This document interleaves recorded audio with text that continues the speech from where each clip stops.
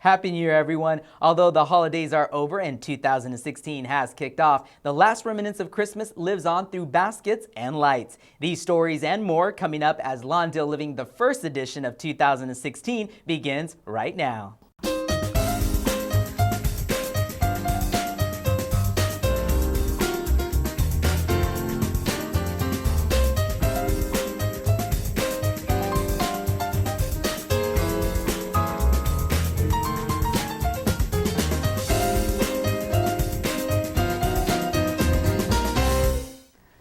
Hello and welcome to Lawndale Living, the show that focuses on everything Lawndale. I'm your host, Julian Reyes. Now, nothing brings the spirit of the holidays home like the Lawndale Council PTA basket program. I had the opportunity to participate, and here's my experience with Operation Christmas Baskets.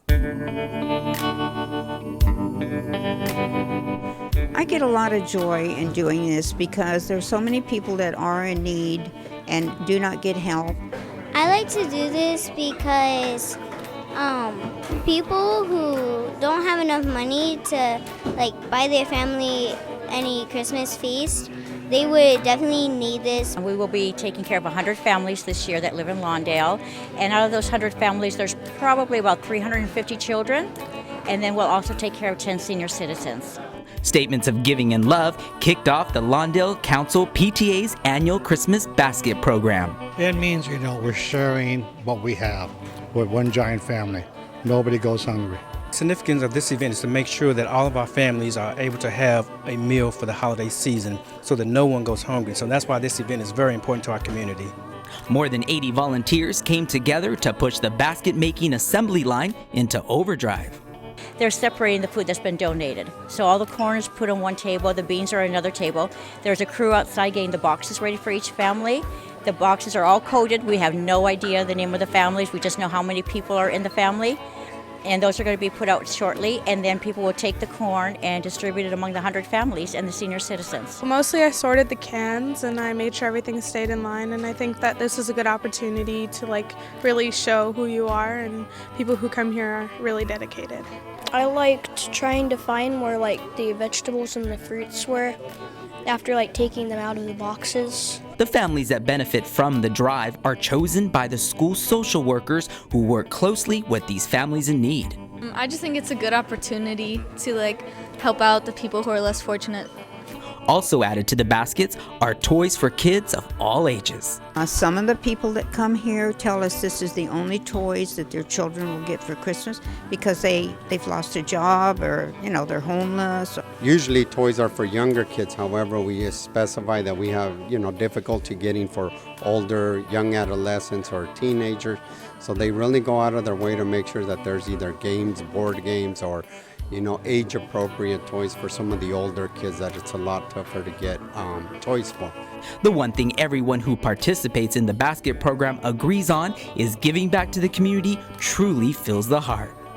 Teaching students and children from a very young age how important it is to be part of a community and volunteer is something that they'll know for the rest of their lives. I really like giving back to my community, and I like giving to the families that are in need, and I also like having fun while I do it, so this is a good opportunity. It's putting them on the road to understand that they have to be a part of the community, and this is just a small gesture to say that they are a part of the community, and it's just delightful to see all the young people here just giving back to the community. This year, the Christmas Basket Program served over 100 families. We'd like to thank all the volunteers who gave their valuable time and effort to make this year a tremendous success. And don't forget, donations are tax deductible. Now I have a question. What happens when you take the city's Beautification Committee and the city resident homes and add enormous amounts of lights to them? You get the 2015 Holiday Home Decorating Contest. Let's take a look at some of the amazing displays that our residents worked so hard on to brighten up everyone's holiday. Judging any contest of any sort can be a difficult thing to do, especially one as bright as this one. Here's how the Lawndale Beautification Committee handled this fun yet shiny task. Just makes everyone get into the holiday spirit, and I think it makes everyone who sees these houses, it cheers them up and makes everybody feel like it's really a nice place to live in Lawndale.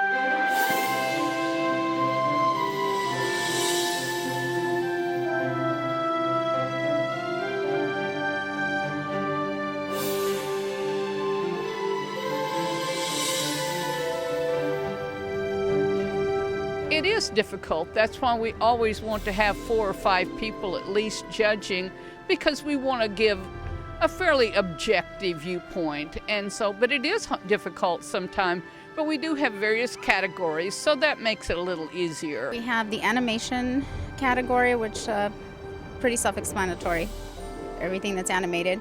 Residential is a mixture of themes within the yard. We have originality, something's very original. We have religious, self-explanatory as well. Best theme, and we have the lighting category as well, and the most outstanding category. I think it's wonderful because, as you can see, a lot of people put up lights. If anyone could just put one string of lights out, it makes the city beautiful. We've done this every year. He's done it since before I was born. And it's just nice to have the trains up and running and everybody out here looking at it, admiring everything. The trains, all the buildings, everything is hand-built by my grandfather. The time it took to put into this and just their enjoyment out of it.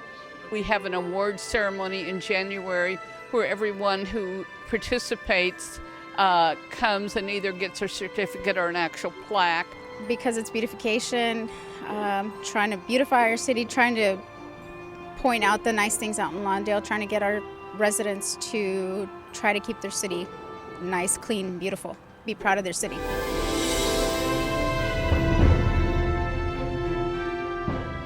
The City of Lawndale would like to thank all the residents who participated in this year's Holiday Home Decorating Contest. If you have any questions on how to sign up for this year's contest, call the Municipal Services Department at 310-973-3220 or visit the website at www.lawndale.city.org. Now let's check in with Tom Strickfaden with the Community Calendar. Tom? Thanks, Julian. Let's get into what the city has planned for the month of February. Did you know that the City of Lawndale offers a free bulky items pickup service? That's right, it's free. How it works is single-family residents of multifamily properties in Lawndale are eligible for 4 bulky item pickups per year. That's with a maximum of 4 items per pickup. So before you set your bulky items at the curb for pickup, please call Republic Services at 1-800-299-4898 to schedule a disposal appointment. Now attention seniors, are you looking for programs and activities that you can take part in? How about checking out the great senior services we offer here at the Harold E. Hoffman Community Center? You can check it out by phone, in person, or online. The Senior Post has all the information, and you can pick up printed copies of the Senior Post inside the Community Center itself at the 2nd floor reception office. But remember, availability is limited, so check it out today. Ahoy, matey! Get ready for the 2016 Lawndale Pirates Day Youth Day Parade. The city is searching for enthusiastic groups interested in participating in this fun annual event. Celebrate the youth of Lawndale. If you're interested, contact Lawndale Community Services Department at 310-973-3270 or by emailing Mike Estes at mestes@lawndalecity.org. Now mark your calendars and get your bicycle tuned up, oil the chain, and plan to join the city on Saturday, April 23rd at 8 a.m. for the Lawndale Community Bike Ride and Open Street event, presented by Metro. For more information on the type of bike qualifications and the route and the bike ride itself, contact the Community Services Department at 310-973-3270 or head to the city's website at www.lawndalecity.org. Lawndale winter activity classes and programs are set and scheduled, and cooking and baking classes seem to be what's hot. So let's have fun in the kitchen. There are cake decorating classes, creative decorating classes, Little Sprouts, and All About Eggs, an egg dyeing party for the kiddos. To register or to find out more about these classes, as well as many of your other favorite classes, contact the Community Services Department at 310-973-3270 or go online at www.lawndalecity.org. Attention seniors, you may qualify for a user utility tax exemption. If you are a Lawndale resident 65 years or older, or meet the Social Security Administration criteria of a blind or disabled person, or your income does not exceed the Housing and Urban Development Department's established income limits for very low income families, you may qualify for this break. For more information, contact our finance department at 310-973-3200 at City Hall between the hours of 7 a.m. and 5:30 p.m. Monday through Thursday. Lastly, the City of Lawndale's staff needs volunteer poll workers for the upcoming 2016 municipal election. The city needs these individuals to work the precincts on Election Day, April 12, 2016. You must attend a training class, work the polls from 6:30 a.m. until 9 p.m., and during that time, you'll set up the polling places, assist voters, close the polling place, and count ballots. To become a volunteer or to find out whether you're eligible to vote, contact City Clerk's Department at 310-973-3211. Well, that's your community calendar. I'm Tom Strickfad, and back to you, Julian. Thanks, Tom. Now here's some important news briefs that you need to know in 90 seconds. Update signs on vehicle ordinance. That's right, as of November 5th, 2015, the city has adopted a new regulation regarding signs on vehicles. According to the new ordinance, it is generally prohibited to park a vehicle on a commercial street with a removable sign on it, unless the vehicle is parked within 500 feet of the residence of the owner of the vehicle. Now, for a full list of examples, you can visit our website at www.lawndale.city.org. Now, all of us are pet owners. Now, here's what you need to know about pet ownership. It's a responsibility. Here are a few reminders about being responsible, so your neighbors can enjoy the experience with your dog. All the dogs are required to be licensed with the city annually. All dogs should be current on their vaccinations. Dogs cannot be transported in an open bed truck without the proper cross-tether security system as required by law. And when you're off property with your dog, you must have the proper supplies to dispose of animal waste. Now, for a complete list of pet ownership responsibilities, contact the Municipal Services Department at 310-973-3220 or stop by at 14616 Grevillea Avenue.